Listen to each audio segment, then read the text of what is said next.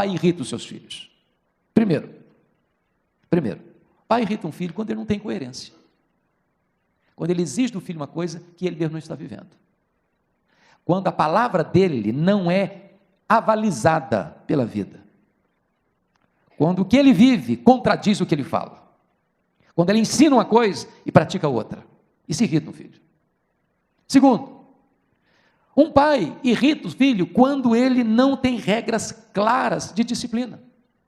Hoje ele elogia o filho por uma coisa, amanhã ele disciplina o filho pela mesma coisa. Ele não tem clareza na direção.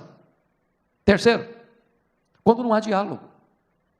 Há muitos pais que gritam com os filhos, que são duros com os filhos, que são até implacáveis com os filhos, mas não dialogam, não conversam.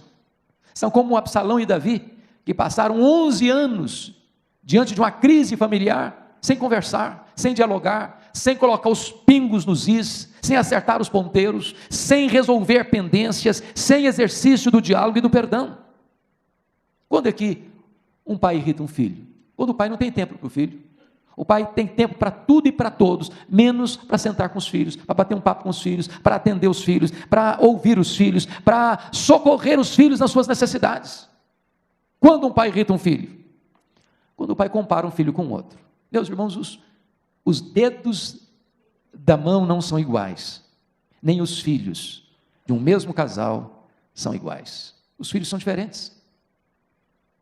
Tem filho que se você olhar para ele firmemente, ele já se derrete. Tem outro que você grita com ele, ele não escuta. Se você tratar os dois do mesmo jeito, com o mesmo vigor, com a mesma intensidade, você esmaga um e bajula o outro. Portanto, você pode, por exemplo, cobrar dos filhos o mesmo empenho, mas você não pode cobrar dos filhos o mesmo desempenho. Quando um filho tira 10 na prova, ele fez menos esforço do que o outro fez para tirar 8. Na mesma matéria, estudando a mesma quantidade de tempo, na mesma escola, sob a mesma orientação. Portanto, você pode cobrar dos filhos o mesmo empenho, mas você não pode cobrar dos filhos o mesmo desempenho. São pessoas diferentes, com habilidades diferentes. Quando é que um pai irrita os filhos? É quando os pais são permissivos demais. Há aqui um grande risco para nós, irmãos. É de sermos rigorosos demais ou sermos permissivos demais.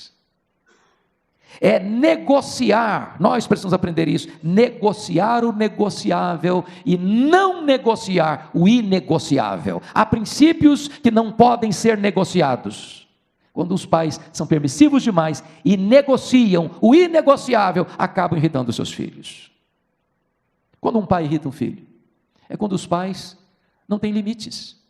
Filhos precisam de limites. Onde vai? Com quem vai?